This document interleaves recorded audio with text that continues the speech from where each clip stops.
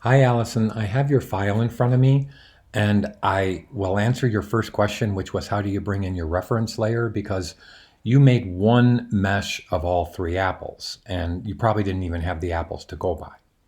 So what I want to do is first, I brought in my pepper art here that you can see, okay?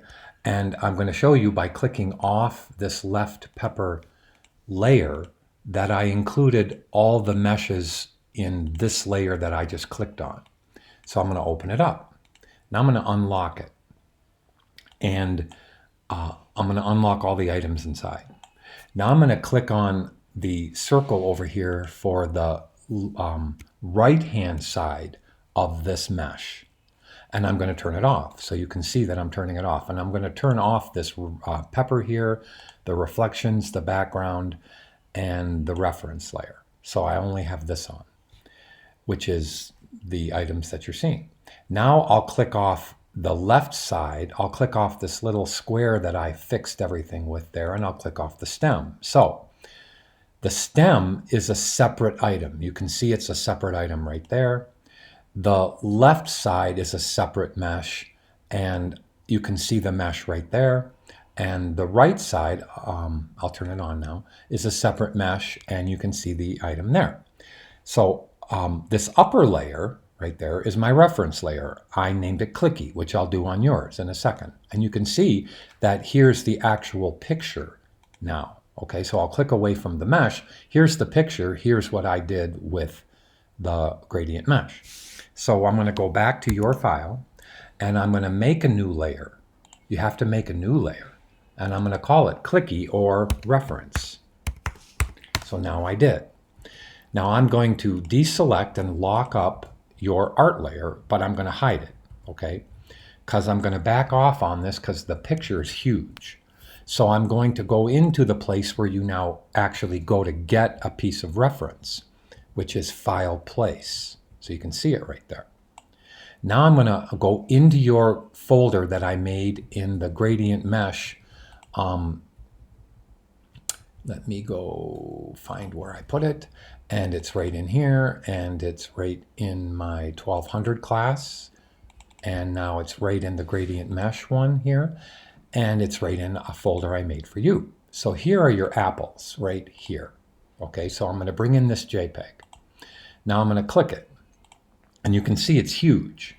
So I'm going to hold the Shift key, and I'm going to shrink it to fit. So I'm holding the Shift key and dragging the bottom right-hand corner so I make a really small picture.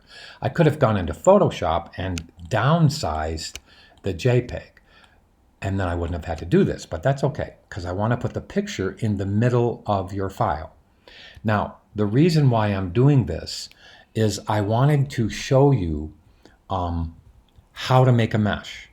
Okay, because you make them all with rectangles. Now, I'm not going to go into a whole deep thing here on how to bring off the little dots for the texture, but I'm going to lock the Clicky layer, and I'm not going to work on your layer here, this layer here.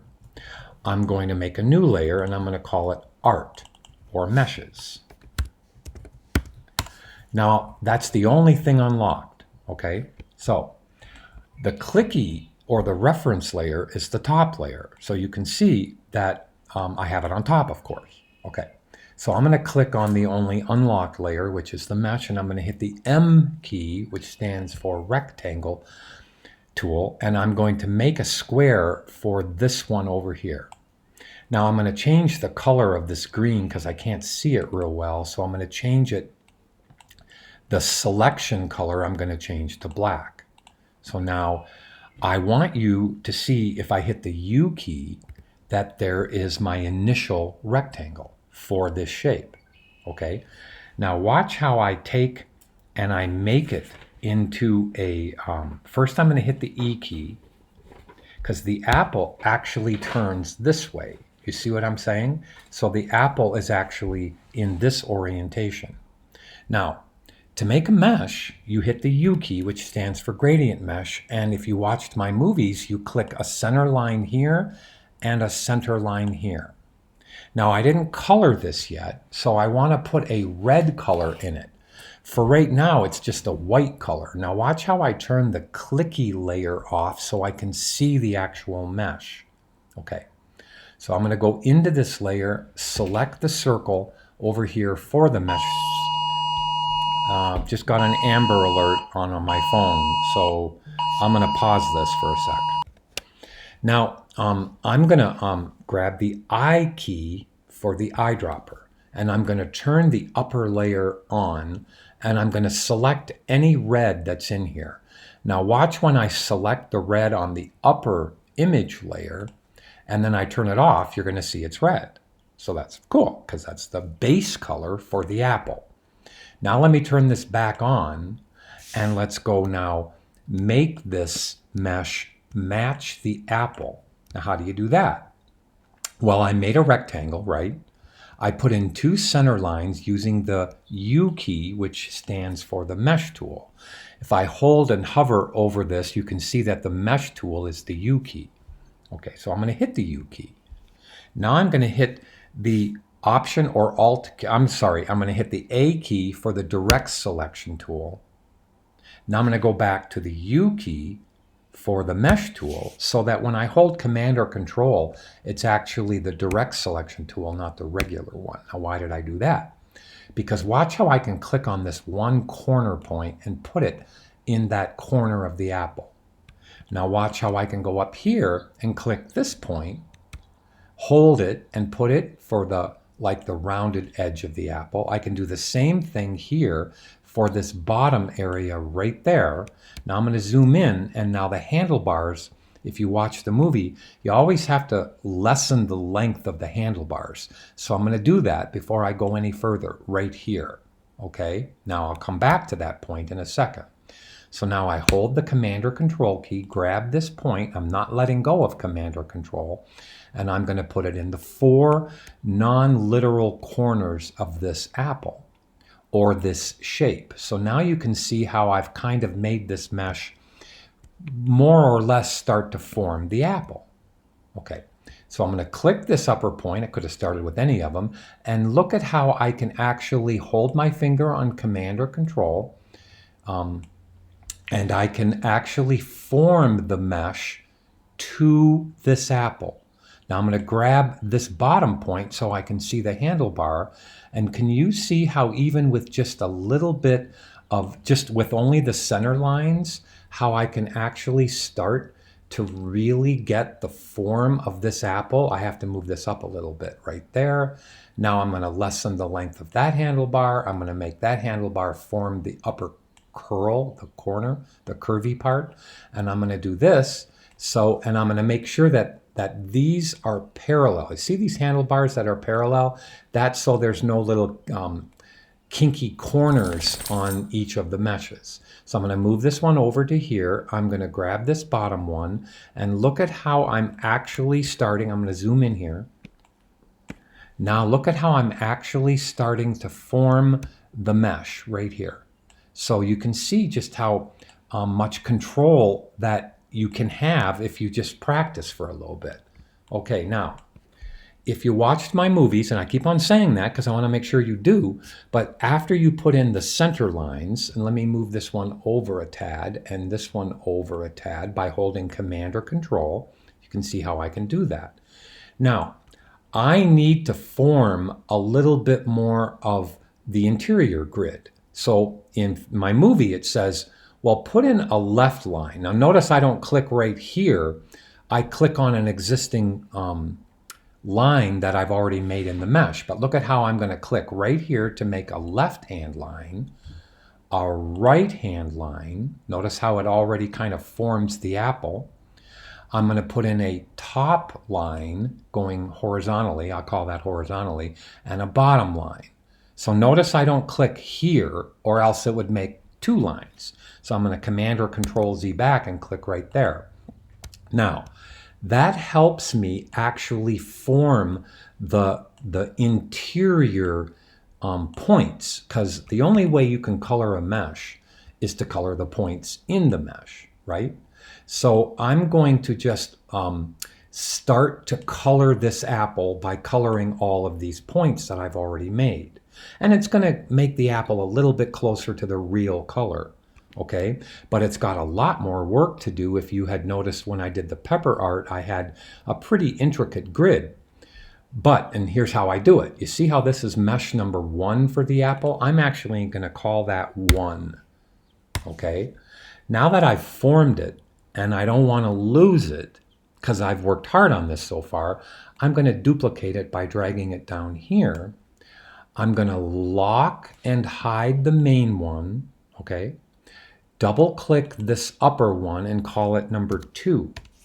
Now I'm going to work on number 2, and if I mess up number 2, I can always go back to number 1.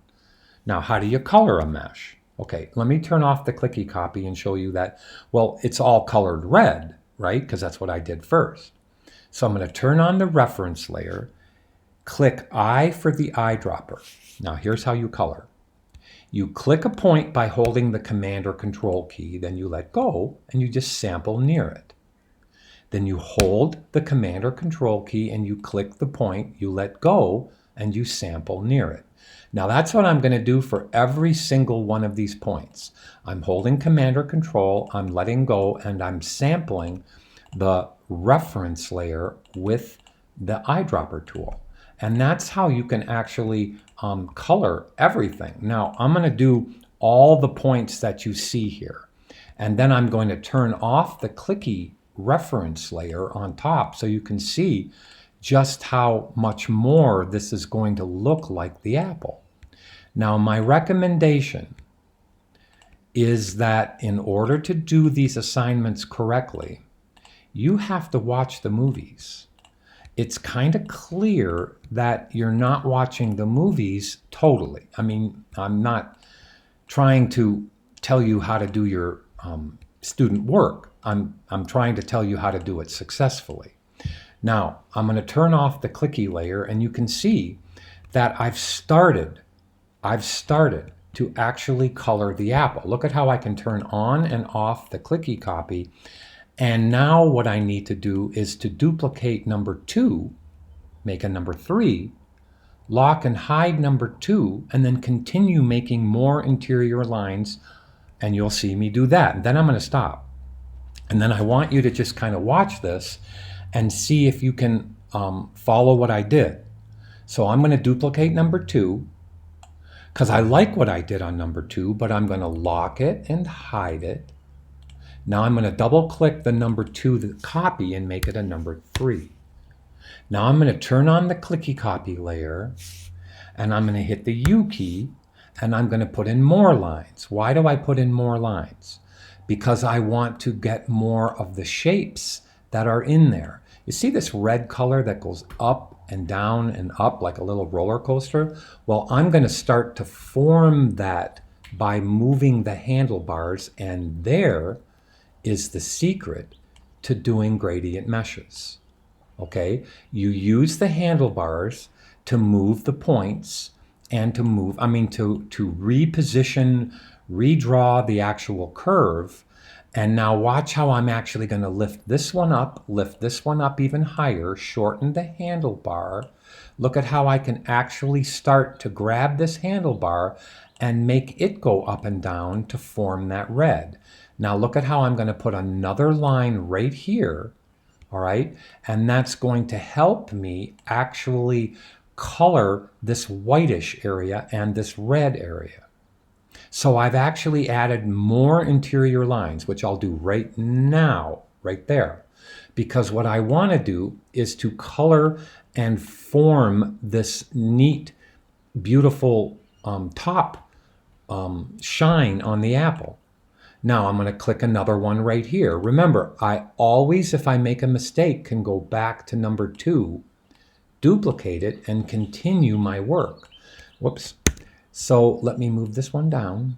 Now, watch how I can color this if I hit the eyedropper, and I'm going to click this point, color, click this point, let go from holding the Command or Control key, grab this one and click, grab this one and click, grab this one and click, meaning fill up this one and click near it, fill up this one and click near it, fill up this one and click near it.